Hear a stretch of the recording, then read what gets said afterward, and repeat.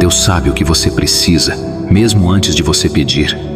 Se hoje você sente que algo falta, talvez seja porque está tentando carregar tudo sozinho. Às vezes, buscamos tanto a felicidade nas coisas, nos lugares, nas pessoas, que esquecemos do essencial. Buscar a Deus, confiar os nossos passos a Ele. Ele é aquele amigo fiel que sempre escuta, mesmo nas horas mais silenciosas, quando ninguém mais parece entender. Você já tentou entregar suas preocupações a Ele, em vez de tentar resolver tudo com as próprias mãos? Então, é só confiar nele. Hoje, dê o primeiro passo. Feche os olhos, entregue seus medos e deixe Ele guiar você. Marque aqui quem precisa ouvir isso.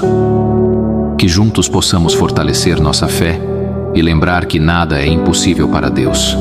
Ele é o autor de todas as vitórias que virão.